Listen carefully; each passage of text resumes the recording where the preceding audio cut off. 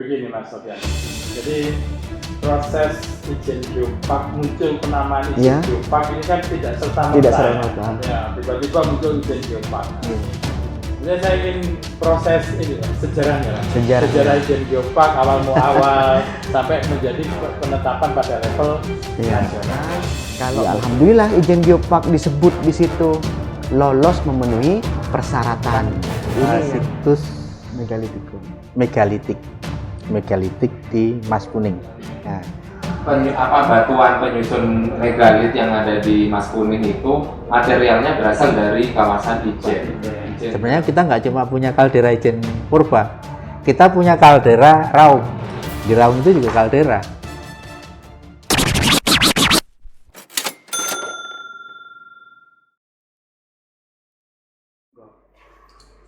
Assalamualaikum warahmatullahi wabarakatuh. Selamat pagi, salam sejahtera, sahabat ngopi, ngobrol pengembangan inovasi. Pada pagi hari ini kita berjumpa kembali dalam rangka diskusi ringan. Untuk pagi hari ini kita mengambil tema momentum Ijen Geopark dalam pengembangan sumber daya manusia. Telah hadir di acara ini yang pertama sebelah kiri saya Bapak Kepala Bidang Penelitian dan Pengembangan Badan Perencanaan Pembangunan Penelitian dan Pengembangan Daerah Kabupaten Bondowoso, Bapak Saiful Bahri. Kemudian di samping sebelah kanan saya beliau adalah analis perencana dari BP4D. Beliau di bidang ekonomi dan sumber daya alam. Beliau Bapak Tinggal C. Pamulan. Kemudian di depan saya yang pertama ada Bapak Ahmad Sofyan. Beliau adalah Ketua Pengurus Harian Ijen Geopark PHIG. Kemudian di depan saya juga ada Bapak Jadi Harjono. Beliau adalah tenaga ahli geologi Ijen Geopark. Kita sebetulnya ingin tahu nih Mas Sofyan ya terkait dengan Ijen Geopark. Sebetulnya Ijen Geopark itu definisinya itu seperti apa? Apa yang dimaksud dengan Ijen Geopark itu? Baik Mas Roni, Sobat Ngopi, selamat pagi. Banyak sekali memang masyarakat, terutama masyarakat Bondowoso, adik-adik pelajar, masyarakat di kawasan Ijen. Awal-awal kita ngomong Ijen Geopark itu dikira akan membangun Jatim Park. Model seperti Jatim Park, ada parknya. Nah, ini Ijen Geopark akan menjadi Jatim Park di atas, akan banyak wahana permainan, wahana wisata yang begitu luar biasa. Akan tetapi ada Mas Jadi sebelah, ada Mas Tinggal yang selalu mensosialisasikan Ijen Geopark itu apa. Ternyata kalau mau jadi model Jatim Park itu enggak hanya seperti itu Ijen Geopark itu. Nah, Ijen Geopark itu definisinya adalah taman bumi, Mas. Nah, di situ ada geoheritage, ada geodiversity, geological, ada biological, ada culture, ada budaya. Nah, jadi geo-bioculture, baik diversity-nya, heritage-nya maupun site atau situs. Nah, habis itu dalam hal ini Ijen Geopark ada kegiatannya konservasi, edukasi, dan ekonomi. Nah, dalam hal ini Ijen Geopark melibatkan secara aktif masyarakat. Kalau definisi berdasarkan Perpres, di situ Ijen Geopark adalah sama peraturan menteri yang muncul sebagai sandaran regulasi kita. Masyarakat itu disebut 3 kali, Mas. Karena bagaimana pengembangan geopark, masyarakat sebagai pelakunya disebutin 3 kali. Hal ini berkaitan dengan bagaimana perekonomian di situ, bagaimana konservasi di situ, bagaimana edukasi di situ disebutin sampai 3 kali. Maka dari itu notabene Ijen Geopark ini adalah bagaimana kawasan kita ini yang ada di Bondowoso, di delineasi itu ada 14 kecamatan, 131 desa. Ini luar biasa kekayaan yang ada di situ. Mulai dari geologikalnya yang diangkat adalah kawah terasam sama blue fire. Ini nilainya internasional. Yang kedua kalau di bio, kita ada kopi dan hutan pelangi. Ini nilainya juga luar biasa. Habis itu ada budaya. Budaya yang warisan budaya tak benda yang ditetapkan oleh Kemdikbud tahun 2015 adalah Singoulung. Nah, ini menjadi ikon budaya juga yang di Bondowoso. Nah, ini kekayaan-kekayaan yang ada ini perlu dikonservasi, diedukasi, dan dikembangkan untuk bagaimana dimanfaatkan. Ini Ijen Geopark, Mas. Jadi berikutnya ini begini Mas Sofyan. Jadi proses Ijen Geopark, muncul penamaan Ijen Geopark ini kan tidak serta-merta. Tidak serta-merta. Ya, tiba-tiba muncul Ijen Geopark. Sepengetahuan saya, proses ini sudah dimulai sejak tahun 2018 awal. Nah, ini proses dari awal hingga menjadi penetapan Ijen Geopark ini seperti apa prosesnya? Mungkin Mas Sofyan bisa bercerita sedikit. Berarti kita bicara sejarah, sejarah munculnya penamaan Ijen Geopark. Mungkin sebelum dijawab saya akan nambahi yang disampaikan Pak Sofyan, karena ada satu poin penting yang perlu dimunculkan juga. Tadi disebutkan kaitannya dengan budaya. Satu culture site yang perlu dimunculkan di sini yaitu tentang situs megalitik di Mas Kuning. Nah, ini yang perlu ya ini memang geopark ini kan ada hubung kait kaitan dengan warisan geologi yang berhubungan dengan biologi dan budaya. Nah, tadi saya sebutkan nambahkan satu masalah budaya karena budaya megalitik di Bondowoso ini sebenarnya zaman Belanda pun udah menjadi riset mereka, dan di Bondowoso ini situs megalitik terbanyak di dunia lah, bisa dibilang gitu dari segi jumlah ya. Bondowoso kebetulan karena memang ini kaitannya dengan Geopark Ijen, artinya situs megalitik yang berkaitan dengan Ijen Raung itu yang di sebelah timur dari wilayah Bondowoso. Kenapa yang sebelah barat tidak kita masukkan?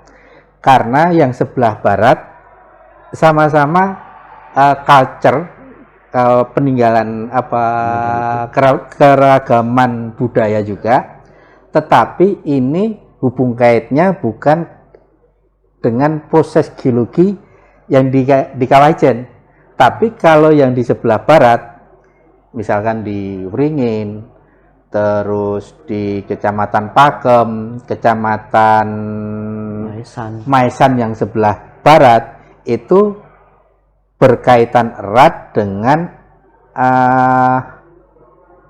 kalau kaitannya dengan geologi itu proses geologi di Gunung Argopuro. Makanya dari culture site, dari keberagaman budaya yang berkaitan dengan megalitik di bagian timur yang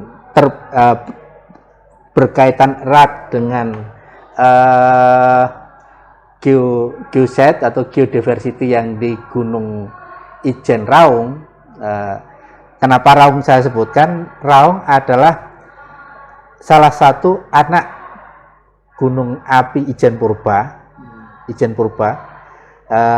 Remnan itu atau morfologi sisa renan morfologi sisa yang ada sekarang kaitannya dengan gunung api Ijen Purba itu yang sekarang menjadi kaldera Ijen Purba. Ya, kadang orang manggil kalderan Ijen.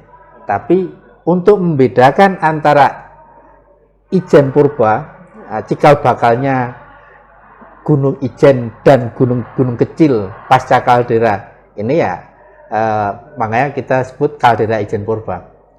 Nah, yang representatif dari peninggalan-peninggalan culture yang ada yang terkait dengan geodiversity yang berkaitan dengan proses geologi kaitan dengan Gunung Raung atau dalam hal ini Gunung Ijen Purba yang representatif. Kalau di bahasa geologi ada semacam lokasi tipe. Artinya lokasi tipe itu lokasi yang secara karakteristik mewakili dari secara keseluruhan. Itu di Mas Kuning Kulon. Karena apa? Dari Mas Kuning Kulon ini secara jumlah kaitannya dengan wilayah administratif itu yang paling banyak sebarannya di masing-masing kecamatan yang ada di Bondowoso. Makanya itu yang diangkat dijadikan culture site atau lokasi tipe kaitannya dengan peninggalan budaya, culture, megalitik di Bondowoso yang ada hubung kaitannya dengan Gunung api Ijen.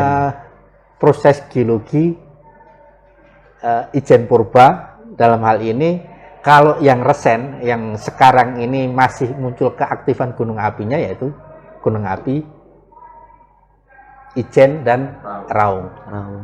Barangkali itu tambahan dari saya. Jadi mas saya itu maksudnya begini, jadi Mas Kuning Kulon itu merupakan daerah yang bisa dipotret peristiwanya mulai dari purba sampai sekarang gitu. Artinya potretnya apa maksudnya begitu? Potretnya gini. Tadi lokasi tipe satu lagi juga ada dolmen terbesar di dunia ya. Di sementara ini masih data yang ini masih terbesar ya. Terbesar karena Indonesia lah dolmennya disampaikan. Ya mungkin koreksinya itu. Tapi di Indonesia terbesar. Mungkin sedikit menambahkan ya. Jadi yang perlu digarisbawahi salah satunya mungkin ini adalah terkait dengan adanya hubung kait. Jadi di dalam geopark ini ada 3 aspek, geologi, biologi, dan culture. Di mana ketiga aspek ini harus mempunyai hubung kait. Kalau kita berbicara tentang situs megalit, karena ini temanya adalah Ijen, jadi situs megalit yang ada di Mas Kuning itu ada keterkaitan secara material yang batuan penyusun megalit yang ada di Mas Kuning itu materialnya berasal dari kawasan Ijen. Ijen dalam hal ini kita melihatnya bukan kawah Ijen ya, tapi area Ijen Geopark, di mana secara globalnya sebetulnya yang banyak mendominasi kemunculan berbagai fenomena itu adalah keberadaan dari Ijen Purba. Jadi sebelum ada Ijen yang sekarang kita kenal sebagai kawah Ijen itu sebetulnya ada satu gunung besar yang ada pada zaman itu yang kita sebut sebagai induk dari keberadaan 22 anak gunung yang sekarang berada di kawasan Ijen yang kita sebut sebagai Ijen Purba. Jadi induknya itu adalah Ijen Purba itu. Jadi Mas ini di Mas Kuning Kulon ini apa rentetan peristiwa itu bisa dilihat di sana. Ya, gitu. barangkali gini ya Pak. hubung kait yang seperti disampaikan Pak Tinggal tadi. Jadi material yang diambil, yang dipakai untuk pembuatan dolmen itu hasil dari erupsi gunung api, bisa Raung, Bisa bisa Ijen. kalau melihat kedekatannya lebih cenderung ke Raung. Ya. Dan kalau kita berbicara lebih jauh lagi, seperti temuan yang di alas sumur ya. Ya. Alas sumur itu kan ada struktur bata. Struktur bata tertutup oleh Letusan erupsi. letusan gunung api. Kalau melihat posisinya lebih cenderung letus dari erupsi Gunung Raung. Nah, jadi ketika struktur ini ditemukan masyarakat, tertimbun oleh material laharik dari letusan Gunung Raung. Ya bisa jadi kalau dihubung kaitkan ada semacam generasi yang hilang ya waktu itu. Kalau melihat dari struktur batanya zaman Majapahit, Masa klasik abad Ya, 13, ya. 14. Makanya kan kalau kita coba lihat di referensi-referensi yang ada, Bondowoso itu kan dulu seolah-olah menjadi kawasan yang nggak bertuan kan, sempat jadi seperti itu kan. Karena mungkin karena Dahsyatnya. teori katastrofik ya. Oh, betul. Jadi teori bencana yang menyebabkan masyarakat, karena bencana itu akhirnya terjadi migrasi. Sama aja dengan apa, perpindahan kerajaan dari Jawa Tengah ke Jawa Timur kan bukan karena kalah perang loh, tapi karena bencana alam yang disebabkan letusan Gunung Merapi. Ya. Betul. Sebenarnya kan prinsipnya kurang lebih hampir sama seperti itu. Dan dari orientasi batu dolmen itu kan cenderungnya mengarah ke arah Gunung Raung ya. Ya arah-arah ini Arah ya hadap. diinterpretasikan semacam semacam orientasi masyarakat pada waktu itu mungkin kaitannya dengan keselamatan, kepercayaan dan sebagainya. Betul. Ya memang ini mungkin lebih mengarah ke budaya ya. Tapi setidaknya ada hubung kait antara Gunung api. budaya dengan geonya. Ya. Jadi alam ini ketersediaan bahan di alam ini ikut mempengaruhi budaya masyarakat. Nah, kembali lagi ke Ijen Geopark nih. Jadi Ijen Geopark sebagai satu, kalau secara nasional kita sudah nasional. Ini sebenarnya saya ingin proses ini lah, sejarahnya lah. Sejarah Ijen Geopark awal sampai menjadi penetapan pada level nasional. Kalau berbicara sejarah Mas Roni, pelaku sejarahnya ya Pak Tinggal, Pak Jadi ini. Nah, bahwa diawali kan kalau tahapan ke UNESCO Global Geopark ada 4 tahapan. Itu tahapannya kita ini sudah tahapan ketiga. Tahapan pertama tahun 2020 di bulan November itu adalah pengiriman dosier atau proposal ya. Proposal dokumen hanya 50 lembar berisikan paket lengkap informasi tentang Ijen Geopark tuh keunggulannya apa dan segala macamnya. Nah, dikirim ke UNESCO Global Geopark. Habis itu diverifikasi, diteliti, dianalisis sama pihak UNESCO, lolos administrasi, kemudian tahap kedua yakni asesmen. Jadi tim asesor turun yang dilakukan kemarin bulan Juni, tanggal 9 sampai 13 Juni 2022. Dari mana? Ceko sama Denmark. Nah, datang ke Ijen Geopark menilai. Habis itu tahap ketiga. Kemarin di Satun Geopark di Thailand ada sidang konsil bahwa Di Indonesia ada 2 geopark yang diusulkan ke UNESCO Global Geopark, yakni Ijen Geopark dan Maros Pangkep. Nah, dua-duanya dari sidang konsil, sidang tertutup yang dilakukan di sana, ya alhamdulillah Ijen Geopark disebut di situ lolos memenuhi persyaratan. Ini yang masih menjadi rame di masyarakat. Banyak sekali viral di flyer, di medsos, di IG. Alhamdulillah sudah lolos. Kita ini ibarat mahasiswa, kita ini sudah selesai yudisium, sudah selesai sidang. Nah, sidang yudisiumnya selesai, lolos, tinggal nunggu wisudanya ini Mas. Ini level 4-nya, tahapan keempat. Nunggu wisudanya insya Allah bulan 3 tahun 2023, masih lama. Masih lama. Nah, maka dari itu sejarah Ijen Geopark ini, kalau ke UNESCO Global Geoparknya tinggal itu tahapannya. Tapi flashback ke belakang lagi, Ijen Geopark ini berawal dari Banyuwangi Geopark Nasional tahun 2018, 30 November juga tahun 2018. Sebelumnya Banyuwangi ini merancang daerahnya menjadi kawasan geopark. Mandek sampai level nasional. Persyaratan UNESCO ada 4 fitur, memiliki kawasan geological heritage yang internasional, preview internasional. Biologinya, budayanya juga nilainya internasional. Oh, enggak bisa. Kawasan Ijen ini erat kaitannya geologinya dengan Ijen Purba.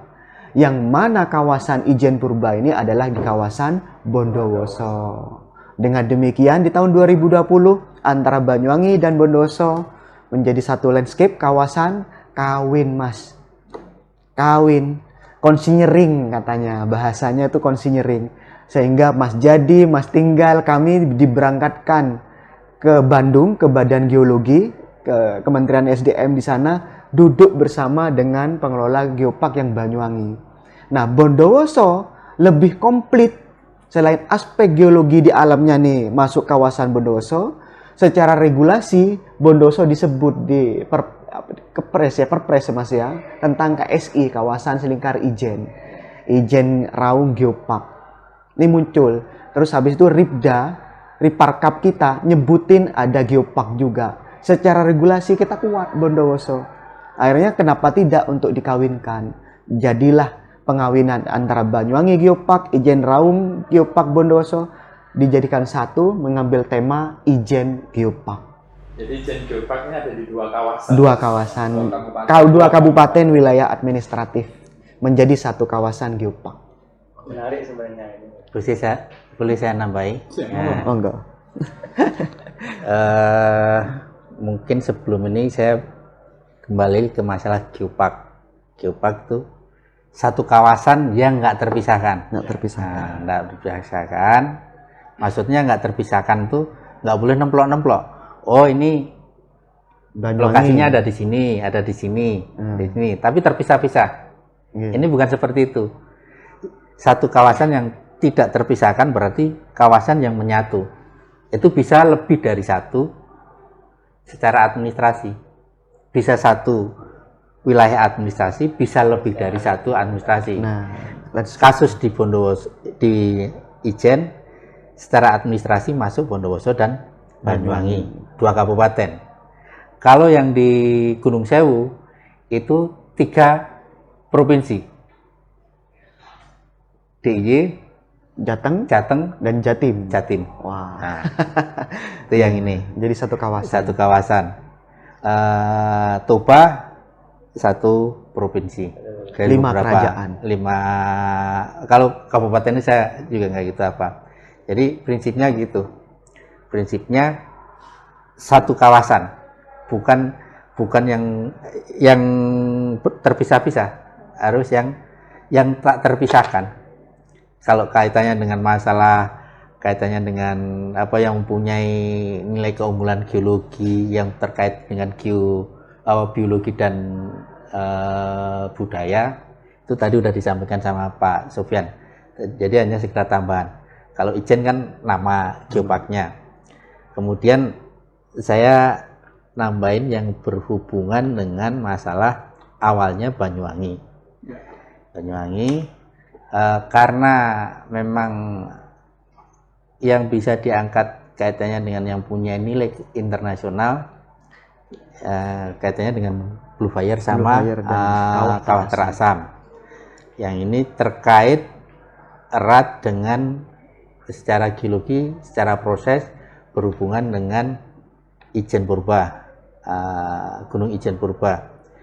Gunung Ijen Purba itu letaknya bukan di Bondowoso saja. Secara ini ya, bodi Ijen Purba itu yang melingkar dari Banyuwangi, secara keseluruhan, Bondowoso, Situbondo. Sebenarnya juga ada yang mengarah ke Jember. Ke Jember. Itu.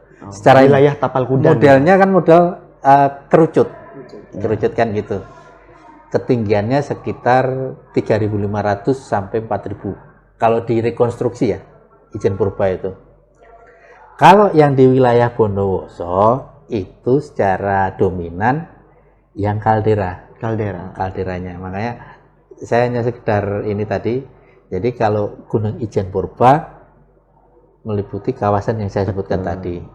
Tapi kalau kaldera, Bondowoso. kita yang punya kaldera.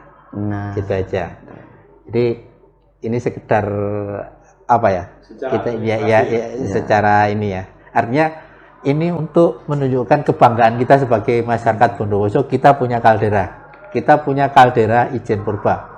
Sebenarnya kita nggak cuma punya kaldera Ijen Purba, kita punya kaldera Raung. Di Raung itu juga kaldera. Gitu.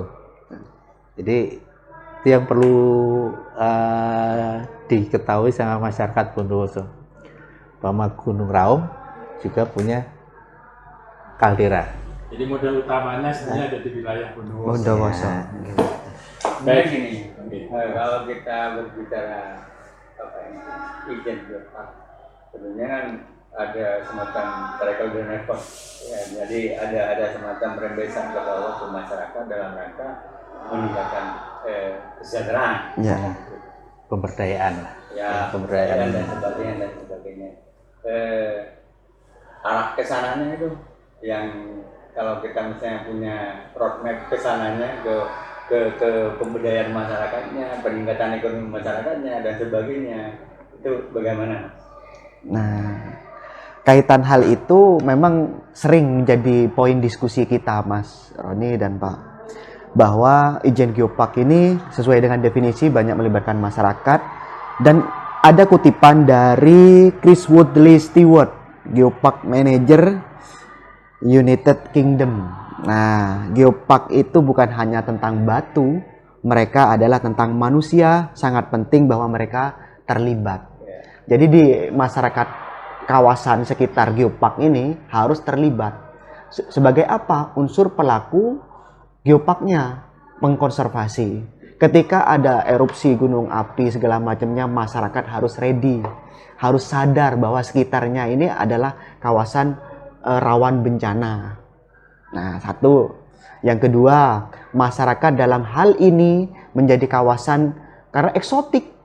Kawasan kaldera, kawasan Ijen ini kawasan berbeda dengan kawasan-kawasan lainnya. Diferensiasi dengan tempat lainnya ini memang kawasan yang unik. Nah, ini menjadi kegiatan daya tarik wisata. Nah, dengan demikian di konsep menjadi geopark menjadi apa? Destinasi wisata berdaya saing dunia, menjadi geoturism. Alhasil, masyarakat atau kawasan di Bondowoso ini, kawasan geoparknya menjadi kawasan kunjungan. Akan banyak kunjungan wisatawan, kunjungan periset, peneliti, mahasiswa, pelajar untuk melakukan studi, edukasi ke kawasan geopark. Karena ini program geopark. Nah, dari sini ada perputaran perekonomian. Dengan demikian, Bondowoso akan menjadi kawasan kunjungan dari luar. Apalagi ini UNESCO Global Geopark, banyak sekali anggota UNESCO Global Geopark yang menjadi anggota. Dengan demikian, kawasan Ijen Geopark ini kawasan yang dipromosikan oleh UNESCO Global Geopark. Akan banyak sekali kunjungan-kunjungan. Tanpa menunggu boomingnya dari UNESCO Global Geopark, saat ini saja yang level sidang konsil baru lolos kita, kunjungannya luar biasa, Pak. Dengan bangkitnya dari COVID-19 yang semula tidak ada transportasi high is kelas premium tanda kutip. Ya. Ini moda transportasi wisata. Ini sudah banyak seliwar-seliwar di area Gunung Anyar, Tapen, Sukosari, Sumberuringin. Malam hari, sore hari, angkutan wisata luar biasa. Apalagi weekend. Di weekend di atas di kawasan Ijen memang primadona. Banyak sekali kegiatan aktivitas mahasiswa ngecamp, berkemah. Kemah di Megasari untuk lihat sunrise, kemah di Kawah Hurung untuk melihat eksotisme bagaimana keindahan gunung api di sana. Nah, ini menjadi daya tarik luar biasa. Nah, selanjutnya melibatkan masyarakat lokal di Bondowoso ini adalah sebagai apa? Sadar wisata bisa menjadi kegiatan atraksi wisata yang luar biasa, mendapatkan income dari situ, travel effect. Dari banyaknya kunjungan di situ, ada yang mau ke beli pulsa, beli baju, beli oleh-oleh, beli makan. Nah, ini harapannya adalah perputaran ekonomi yang luar biasa. Itu, Pak. Geopark luar biasa. Bisa saya tambahin? Berkaitan dengan pemberdayaan masyarakat yang disampaikan Pak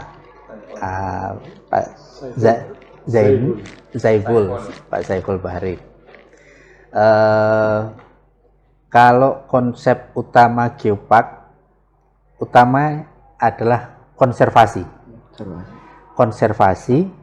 edukasi, dan pemberdayaan masyarakat. Geoturisme itu bagian dari pemberdayaan masyarakat. Geoproduk, keterlibatan masyarakat,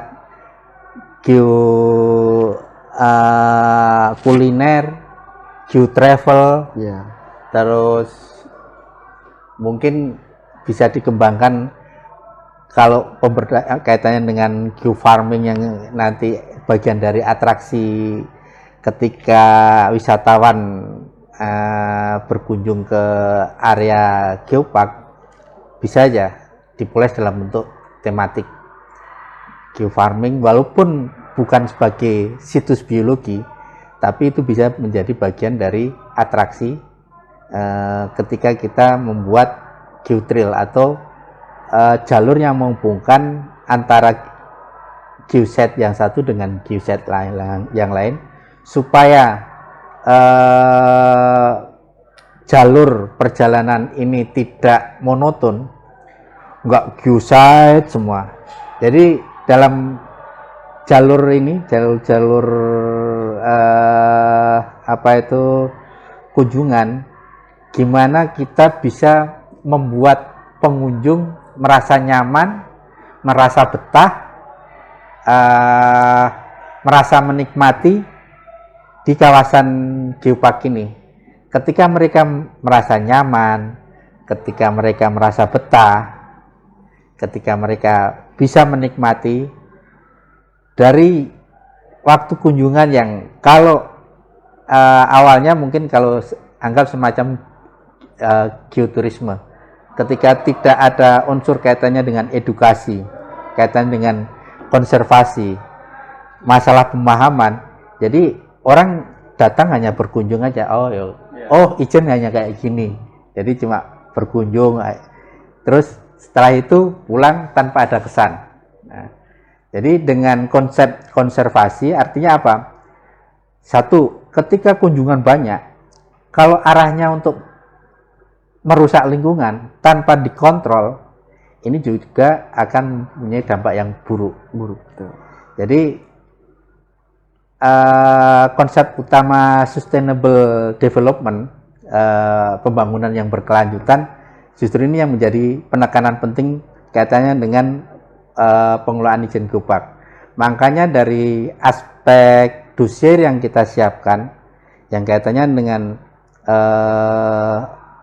apa sih kesiapan, apa sih yang sudah dilakukan, apa sih nilai-nilai potensi, nilai-nilai keunggulan, itu kan semua tercantum dalam dossier. Makanya dari dossier itu ada semacam breakdown poin-poin kaitannya dengan penilaian. Penilaian dari satu unsur keunggulan lokasi, keunggulan geopark ini. Kalau lokasinya bagus, potensi, tetapi dari segi kan ini kita mau ke arah awal ke geopark nasional, ada standar nasional. Kita mau apalagi ke dunia, ada standar kaitan dengan pengelolaan yang berkelas dunia. Dari nilai keunggulan lokasi geoparknya itu sendiri, dari aspek amenitas, visibilitas, artinya apa? Kelayakan fasilitas, kelayakan informasi pelayanan dan sebagainya, itu juga menjadi faktor penilaian. Dan yang lebih utama lagi, faktor pengelolaan. Nah, pengelolaan ini nilainya kalau Pak Sofyan ini yang hafal, persentasenya yang paling besar kan itu. Ya, struktur manajemen pengelolaan. Struktur manajemen pengelolaan. Jadi, dan arah pemberdayaan. Jadi, memang kita mau menuju ke apa? Menjadi jaringan geopark UGG, UNESCO Global Geopark, ada kriteria-kriteria yang harus kita penuhi, dan borang yang kita serahkan dalam bentuk dosier, kemudian ada assessment, kemudian yang kemarin datang ke sini selama berapa hari itu, kemudian ada sidang, dan nanti kita nunggu proses wisuda ya, penetapan mudah-mudahan semua berjalan lancar seperti yang kita harapkan sebagai kebanggaan kita sebagai masyarakat Bondowoso yang punya wilayah yang mempunyai keutamaan kaitannya dengan sumber daya alam, dan harus diimbangi dengan pelayanan, terus pengelolaan dan jaringan ini pun juga menjadi penilaian dari Ijen Geopark. Kemudian tadi kaitannya dengan ini ya, pemberdayaan ya. Ya, itu pemberdayaan yang arahnya kan seperti itu. Artinya pemberdayaan, tetapi unsur konservasi tetap menjadi bagian utama. Jangan sampai pemberdayaan tapi arahnya rusak. Nah, dari aspek pendidikan pun ya, saya rasa ini di Ijen ini udah sangat luar biasa ya. Dari zaman Belanda, penelitian kaitannya dengan Gunung Ijen, nah, kalau kita lihat di referensi banyak. Itu udah menjadi penelitian yang luar biasa gitu. Yang kelas internasional lah seperti itu.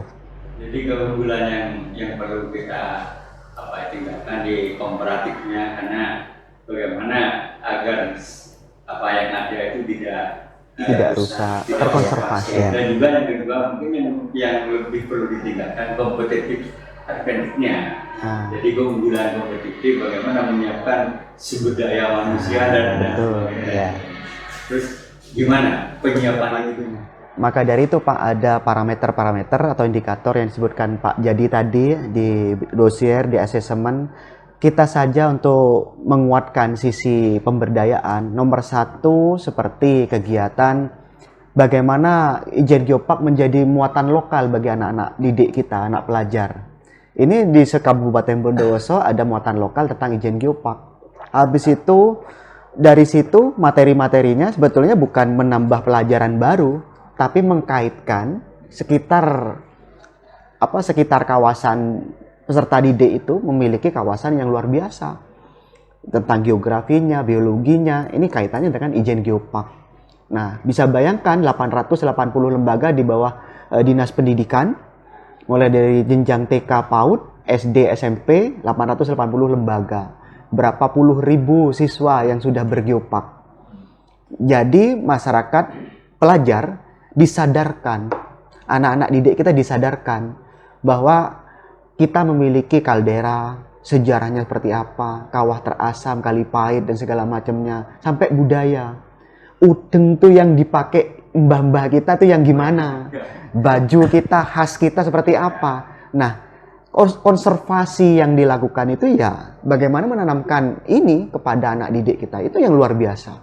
Terus yang kedua, pegiat-pegiat budaya lokal community, LMDH, kelompok tani, pegiat budaya, kelompok sanggar seni, ini sekarang rame Pak, banyak tanggapan. Ya. Kelompok tani kopi misalkan, dengan dijadikan situs kopi Bondowoso menjadi bagian dari Ijen Geopark, bayarnya alhamdulillah banyak. Masyarakat pengopi ini seperti kita ini acara ngopi, ini semakin meningkat. Nah, ini menjadi tren, harga kopinya semakin mahal. Habis itu, yang semula kebutuhan udeng, ini nggak ada yang beli. Sekarang ini banyak yang beli, yang telepon. Pak Sofyan, kalau beli udeng di mana? Pak Sofyan, beli baju batik khas Bondowoso di mana? Ya alhamdulillah. Nah, ini kekuatan-kekuatan lokal akhirnya diglobalkan, diinternasionalkan. Ini menarik. Itu. Nah, masyarakat kita akhirnya siap tidak siap harus siap berkompetisi. Nah, itu unggulan-unggulan kompetisinya. Kompetitifnya di sana. Di sana nanti. Itu. Nah, kembali ke kaitannya untuk menciptakan masyarakat yang kompetitif. Nah, itu. Saya rasa PHIG ini kan hanya bagian kecil. Bagian kecil. Dan untuk kolaboratif kaitannya dengan untuk peningkatan masyarakat yang berkompetitif perlu semacam kolaborasi. Ya. Untuk berkolaborasi ini wadahnya udah ada nih, tinggal gimana kita ngisinya. Kolaborasi bisa dilakukan, makanya ada berapa pilar itu dari stakeholder yang ada, termasuk dari konsep pentahelix. Ya, pentahelix. Dari aspek pemerintahan. Ya, kita perlu keterlibatan pemerintah untuk mendorong peningkatan itu. Kemudian badan usaha. Badan usaha dalam hal ini pengurus harian pun juga ikut mengkondisikan, ikut mendorong. Dan masing-masing instansi pemerintah, masing-masing dinas sesuai dengan tupoksi yang ada sudah mengambil peran masing-masing. Ya. Sehingga dengan adanya Geopark ini yang sebelumnya waktu awal proses kita mau pengajuan izin Geopark yang awalnya dari Geopark Banyuwangi, Geopark Nasional Banyuwangi, kemudian terjadi peluburan menjadi izin Geopark Nasional. Kita dari Bondowoso kita harus menyesuaikan untuk mengiringi langkah yang awal sudah dilakukan Banyuwangi kan. Artinya mau nggak mau kalau kita mau lolos kaitannya dengan untuk proses pengajuan ke UNESCO, ya mau nggak mau kita harus mempersiapkan segala sesuatunya terkait dengan poin-poin kaitannya dengan aspek penilaian yang dini. Kalau saya awal saya optimistik. Karena apa? Sebenarnya saya yakin ini sudah dilakukan. Masing-masing dinas sudah melakukan.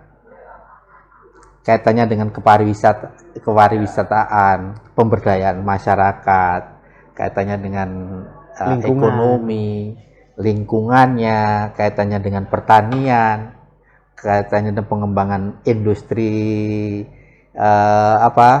masyarakat, UMKM dan sebagainya. Ini kan sudah ada. Memang ketika belum mengarah ke Geopark, ini dalam bentuk pasal-pasal yang tercerai-berai, nggak berbentuk. Artinya dengan adanya Geopark ini, pasal-pasal yang sudah ada kita kumpulkan, kita selaraskan, kita bentuk dalam bentuk secara utuh izin Geopark. Jadi artinya sudah dilakukan, tinggal kita memulai saja. Sebenarnya kan seperti itu. Makanya kalau dengan kondisi yang ada memang kita tertinggal dan sebagainya, dengan optimisme dan ke semangat bersama, Kemauan. ya kemauan bersama, ya alhamdulillah, Alhamdulillah. proses ini bisa kita lalui gitu loh. Ya. Bisa kita lalui, ya tahapan akhir ini ya secara proses kan ya bisa menggembirakan lah, tinggal kita nunggu hasil akhirnya. Jadi kurang lebih seperti itu. Iya. Melihat kondisi saat ini keterlibatan stakeholder, baik itu masyarakat atau pemerintah dalam izin geopark ini, apakah masih banyak PR? Maksud saya itu PR-nya masih banyak. Artinya ke depan ini masih, karena ini kan keberlangsungan ini menurut Pak Sofyan dan mungkin Pak Jadi, PR terbesar kita ini apa untuk ke depan agar di satu sisi masyarakat itu bisa meningkat kesejahteraannya, di sisi lain tidak melupakan konservasinya.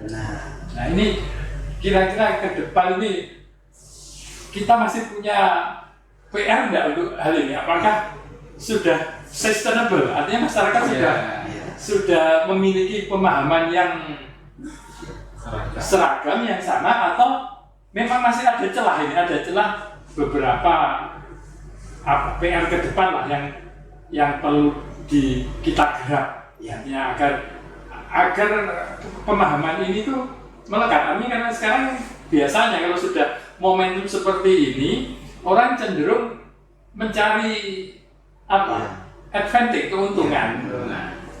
Nah ini PR-nya ke depan seperti apa? Masih apa yang harus kita lakukan? Mungkin begini, jadi keberiringan antara comparative advantage dengan competitive advantage, bagaimana keduanya beriringan.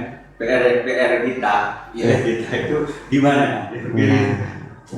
Dari beberapa cakupan yang ada sampai saat ini, kita banyak merangkul teman-teman akademisi untuk membantu meramu, mengidentifikasi, menganalisis apa sih geopark Ijen di wilayah Bondowoso ini, PR-nya kalau semacam ini bagaimana, yang disampaikan bagaimana, pertanyaan-pertanyaan demikian disampaikan. Tapi yang pertama, geopark itu adalah proses. Tidak ada proses yang geopark yang kayak ideal banget, benar-benar spektakuler, ya surga itu yang kalau memang benar-benar alamnya lestari, semuanya lingkungannya benar-benar spektakuler, ya di surga. Tapi Ijen Geopark ini bagian dari proses. Untuk Bondowoso, beberapa catatan rekomendasi yang disampaikan, dipaparkan oleh asesor pun, alam Anda begitu luar biasa. Very beautiful, sangat indah sekali. Ini harus dilestarikan, dan yang paling berat dalam hal ini adalah bagaimana masyarakat Anda bukan menjadi penonton, tapi menjadi pelaku. Nah, betul yang disampaikan. Kalau memang demikian, akan banyak kunjungan, berarti masyarakat harus menjadi tuan rumah yang baik. Bagaimana kita menyiapkan masyarakat menjadi tuan rumah yang baik? Bagaimana mengedukasi masyarakat kita agar sadar bahwa kawasan Bondowoso dengan Ijen Geoparknya ini kawasan yang luar biasa. Banyak sekali sekarang contoh jalur dari Garduata sampai ke Ijen, yang semula tidak ada ruang untuk investasi, hanya ladang sawah seperti biasa. Sekarang kanan kiri banyak yang melirik, teman-teman investor dari luar kota ingin berinvestasi di wilayah Bondowoso. Nah ini butuh kesiapan, jangan sampai terbiarkan. Apalagi produk-produk UMKM, masyarakat pengrajin yang ada di Bondowoso, jangan ketindih oleh pengrajin dari luar daerah, kita malah jadi penonton. Kita produk-produk kita nggak laku. Berarti dengan demikian kita harus menyiapkan masyarakat. Kalau di sektor pariwisata perlu ada gerakan sadar wisata. Mungkin di sektor-sektor yang lain juga demikian. Kunci dari kata ini dari teman-teman akademisi menyampaikan edukasi. Edukasi, mengedukasi masyarakat kita, menyampaikan, mensosialisasi. Itu yang terpenting. Agar punya kesiapan. Ya, saya nambahin Mas Roni, berbicara terkait dengan keberlanjutan ini, sebetulnya memang kita katakan sebagai PR juga sebetulnya memang PR yang memang benar-benar ini harus kita implementasikan, karena izin geopark ini bukan merupakan event yang dimana event itu sudah selesai dinilai, sudah selesai, tapi ini merupakan sebuah kondisi manajemen wilayah yang dilakukan, yang butuh keberlanjutan di dalam proses pengelolaannya.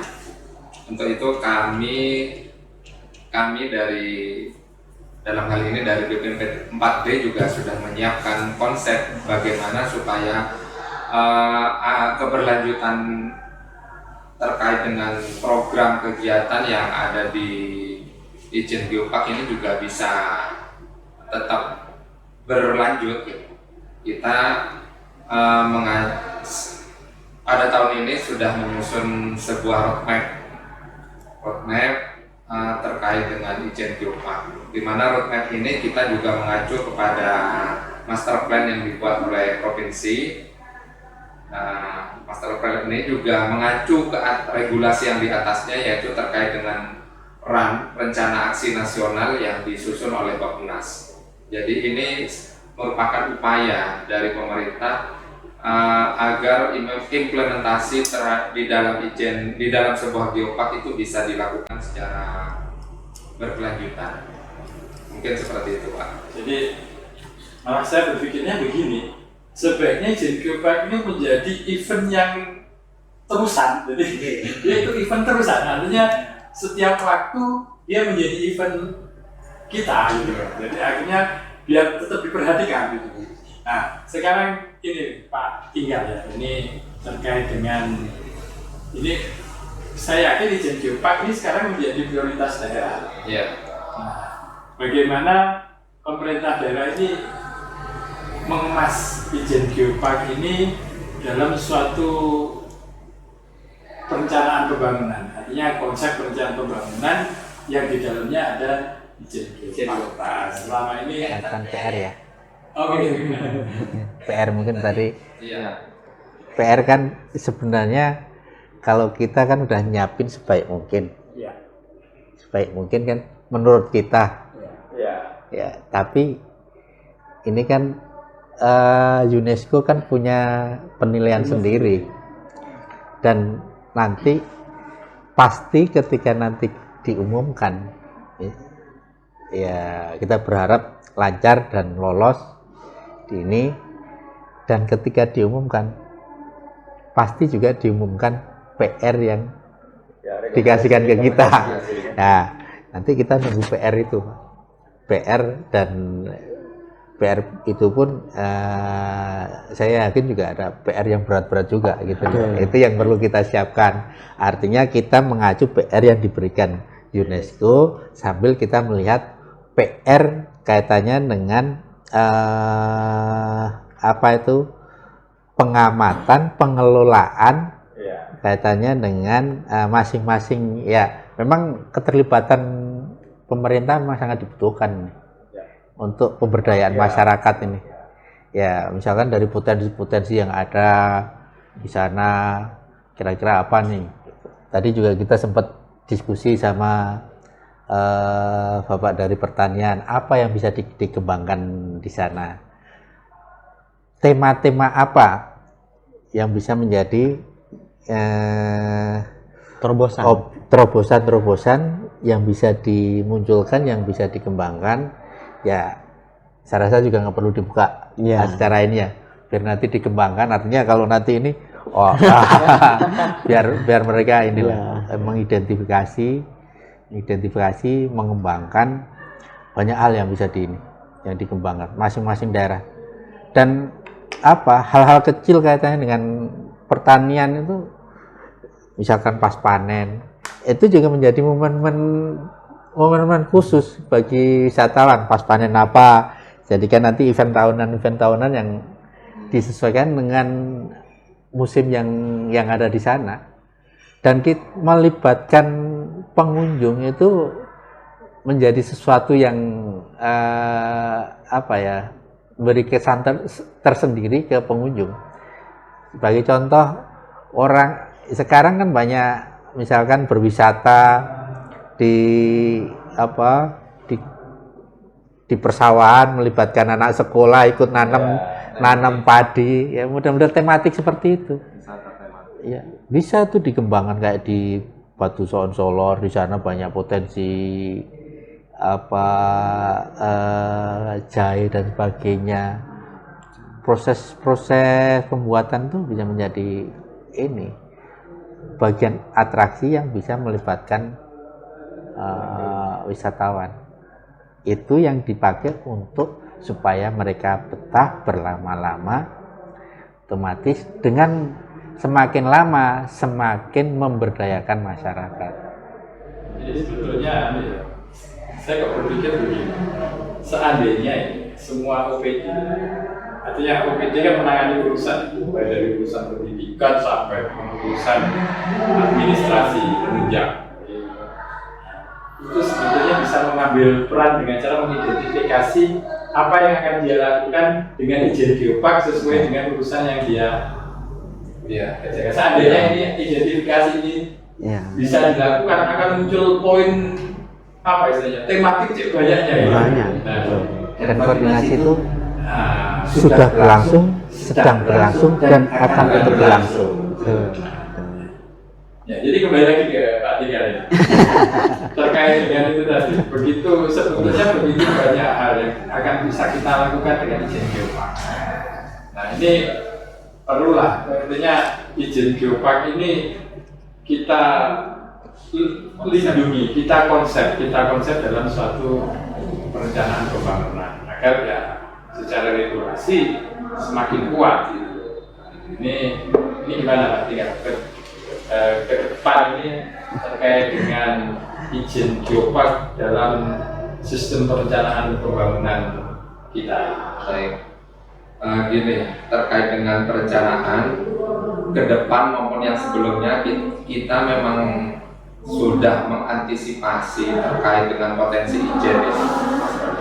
Artinya kalau sebelumnya kita sudah menuangkan izin dalam hal ini izin geopark itu sudah muncul di dalam RPJMD kita, di mana di dalam isu strategisnya terkait dengan urusan pariwisata dan ikraf ini kita untuk penguatan citra dan daya saing pariwisata internasional melalui city branding izin geopark dengan promosi yang terintegrasi. Kemudian dari RPJMD kita juga di dalam Riparkap kita, yaitu Riparkap di dalam pasal 8 kita juga sudah mencantumkan izin sebagai KSPK, kawasan strategis pariwisata kabupaten. Hanya di dalam Riparkap ini cakupannya kita lebih luas karena kita menyebutkan sebagai izin raung geopark. Jadi sudah muncul kata-kata geopark di dalam Riparkap kita, di mana di dalam izin raung geopark itu terdiri dari 11 destinasi wisata. Jadi kita berbicaranya memang karena ini Riparkap, jadi kerangkanya memang untuk destinasi wisata.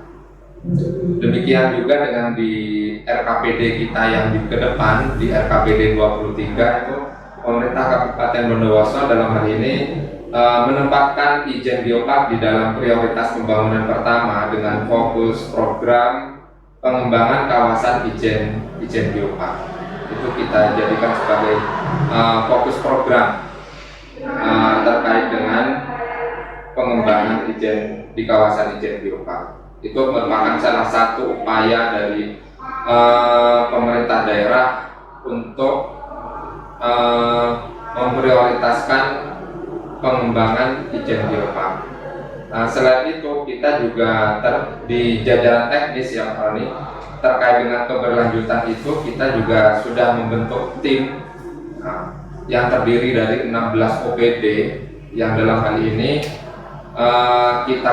kita naungi di dalam sebuah SK Bupati ini, tim koordinasi terkait dengan pengembangan Ijen Geopark, di mana tim ini kita lakukan koordinasi terkait dengan tadi apa yang sudah disampaikan terkait dengan kewenangan masing-masing OPD yang bisa dilakukan di wilayah Ijen Geopark itu seperti apa, dan itu kita sudah identifikasi dan kita tuangkan di dalam sebuah roadmap pengembangan Ijen Geopark.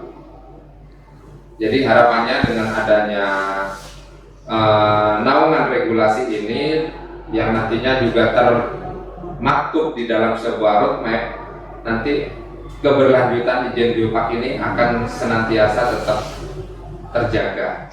Mungkin seperti itu. Jadi sebetulnya kalau seandainya Ijen Geopark ini dikemas dalam sidang itu tambah kuat. Iya, bisa. Sistem inovasi Jadi dia semakin kuat karena Betul. SIDA ini punya kekuatan untuk menggerakkan dan kekuatan untuk mengkoordinasikan. Jadi bisa seperti master plan, tapi master plan yang tidak sekedar buat masternya, tapi master plan yang ada rohnya. Nah, Jadi ada orang yang bisa menggerakkan semuanya. Jadi SK ini sebetulnya sudah tinggal siapa yang mampu menggerakkan 16 UPD ini untuk bekerja. Jadi tidak boleh jangan-jangan ini 16 UPD ini berjalan sendiri-sendiri. Nah, kalau di SIDA itu konsepnya tidak begitu. 16 ini ditata, mana yang harus jadi kaki, mana yang harus jadi tangan, mana yang harus jadi Tertidur ya.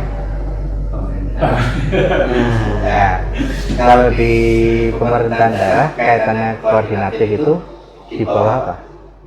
Bapeda ya? Bapeda. Fungsi koordinasinya memang ya, Mungkin fungsinya bisa di sekretariat daerah sama atau di Iya. Nah, sekarang begini Pak Dina, ya, ini kembali lagi kepada dalam Ijen Geopark ini kan kita melibatkan banyak stakeholder sebenarnya. Setidak-tidaknya itu ada 4, pemerintah sendiri, pihak swasta, kemudian masyarakat, dan akademisi. Nah, ini bagaimana nih pemerintah ini bisa menggerakkan? Karena memang sesuatu anggaplah Ijen Geopark itu ide, maka harus ada yang menggerakkan, ada sponsor utama untuk menggerakkan, dan pastinya adalah pemerintah. Sponsor utama ini peran pemerintah sampai dengan saat ini untuk menggerakkan semua stakeholder ini seperti apa? Mungkin sebelum Pak Tinggal jawab, mungkin yang saya sampaikan itu juga menjadi bagian dari apa yang akan dijawab Pak Tinggal. Lokasi kaitannya dengan situs geologi, biologi, dan culture. Secara pengelolaan, kebanyakan di wilayahnya BKSDA dan Perhutani. Nah, itu makanya ini saya munculkan, artinya dengan adanya Ijen Geopark setidaknya kita berproses untuk harmonisasi. Harmonisasi sudah kita lakukan ya. Artinya kerjasama koordinatif dan teknis dan sebagainya, mau nggak mau untuk kaitannya dengan pengelolaan itu tetap harus kita kondisikan sebaik mungkin. Artinya memang secara kewilayahan kaitannya dengan pengelolaan lebih banyak area perhutani, lebih banyak area BKSDA dan perkebunan, terutama yang di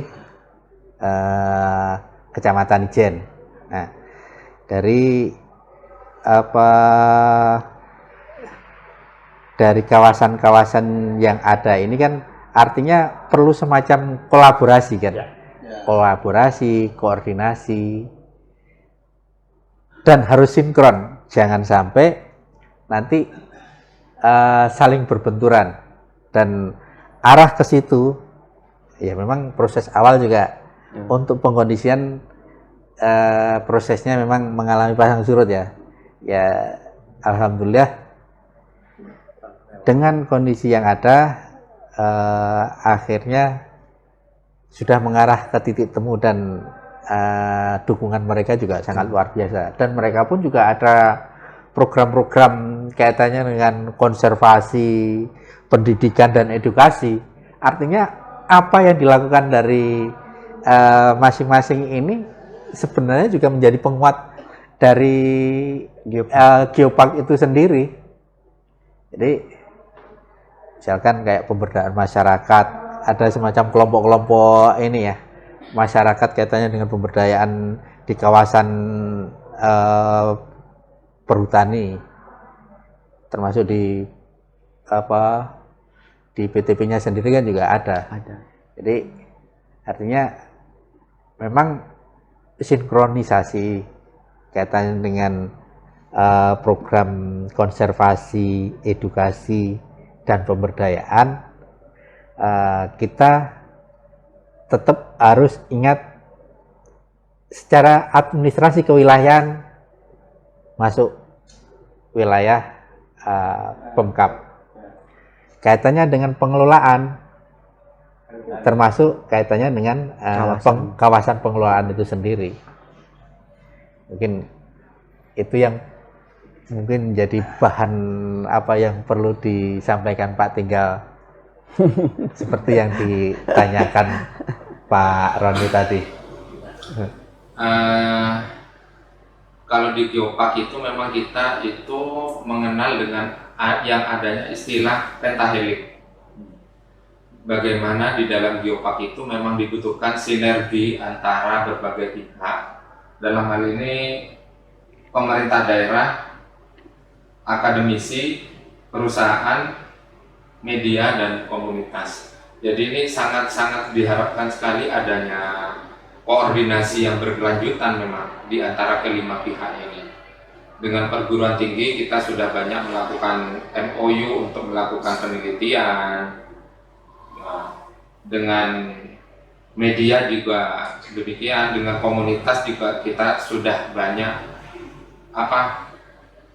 artinya ini kan masih berproses ya Mas Roni ya.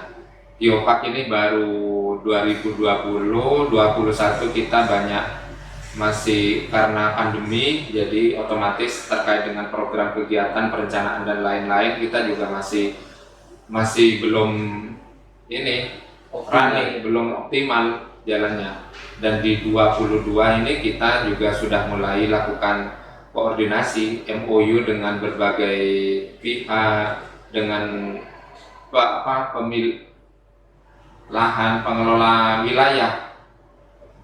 Dalam hal ini BKSDA, dengan perhutani, dengan PTPN, kita upayakan sudah ada koordinasi dan melakukan MOU dengan berbagai pihak tersebut. Jadi kata kuncinya ini memang kesepahaman ya, kesepahaman bersama. Karena Kolaborasi. masing-masing stakeholder ini punya kewenangan yang berbeda, sehingga perlu menyatukan banyak pikiran menjadi satu pemahaman. Intinya kolaborasi antar semua pihak. Karena memahami tentang geopark itu juga masing-masing masih ini ya, sesuai pemahamannya mereka sendiri-sendiri masih. Jadi memang masih belum putus sesuai, karena ada yang masih beranggapan dengan adanya geopark seolah-olah sebuah kawasan itu tidak boleh diapa-apakan gitu. Padahal tidak seperti itu. Kita ada konservasi tapi juga ada pemanfaatan, ada nilai pemanfaatan. Dan tidak semua geoset juga kita di dalam geopark itu tidak semua geoset itu untuk wisata, tidak. Karena ada geoset yang memang kalau dia nilai fungsinya untuk edukasi, ya kita utamakan untuk edukasi, bukan untuk wisata gitu. Mungkin meminjam istilahnya Mas tadi, edukasi. Oke, edukasi bagaimana meningkatkan edukasi terhadap semua stakeholder ini ya, dan masyarakat. Ya, tapi yang terpenting dari bagaimana bergeopark agar semuanya OTG, orang terpapar geopark, tertular geopark katanya Mas Tinggal. Kita membutuhkan sebuah model yakni adalah komitmen dari semua pihak, komitmen dari masing-masing pimpinan di unsur pemangku kawasan seperti dari Bapak ADM, Bapak manajer PTP, kepala PKSDA-nya. Kalau di kita pimpinan-pimpinan OPD, pimpinan kepala daerah, kalau ini semuanya berkomitmen, saya rasa sebuah rumah tangga kalau sudah suami istri komitmen ini beres. Misalkan yang BKSDA sepakat berkomitmen dengan pemerintah daerah, yang pemerintah daerah berkomitmen dengan Pokdarwisnya, dengan pengrajinnya, dengan pengelola ini, aduh beres, insya Allah beres. Masalah pemahaman akan paham. Ya udah, yang penting komitmen, itu katanya. Ya, jadi komitmen pimpinan. Nah, ini menjadi Komitmen, betul. Menjadi kata kunci sebenarnya. Kata kunci. Ya, ada kata kunci dalam penyelenggaraan izin geopark. Jadi kalau tanpa komitmen akan berjalan sendiri-sendiri, mencari untung sendiri-sendiri. Iya, mencari Tapi kebenaran memang, sendiri. ya, dengan adanya izin geopark ini sudah mulai kentara ya. Kelihatan sekali Alhamdulillah. adanya aktivitas yang semakin meningkat Iya, dan sudah mengarah kepada peningkatan kesejahteraan masyarakat ya, lokal. betul. Ya. Tinggal ini tadi betul konservasinya ini yang harus Nah, diperhatikan. betul. Mungkin Pak Kabid masih ada sesuatu yang mau di ya. Baik, saya ini sudah hampir sekitar 2 jam diskusi kita, tidak terasa hampir. Kami berharap diskusi kita ini bisa memberi manfaat, Amin. memberikan pengertian, pemahaman kepada masyarakat Bondowoso bahwa kita saat ini sedang mempunyai momentum besar yaitu izin Geopark. Yang kita harapkan dengan izin geopark ini selain dapat menjaga kelestarian lingkungan, kelestarian alam, tetapi juga mampu meningkatkan kesejahteraan masyarakat, khususnya masyarakat Bondowoso. Terima kasih atas kehadiran Bapak Sofyan, Bapak Jadi, Pak Tinggal, dan Pak Kabid. Kita akhiri acara hari ini. Semoga ke depan acara ngopi juga bisa mentelurkan, memberikan arahan, memberikan informasi kepada masyarakat bahwa di Kabupaten Bondowoso ada inovasi yang harus diketahui dan dimanfaatkan. Terima kasih. Salam ngopi. Assalamualaikum warahmatullahi wabarakatuh. Waalaikumsalam warahmatullahi wabarakatuh. Salam geopark. Jangan lupa.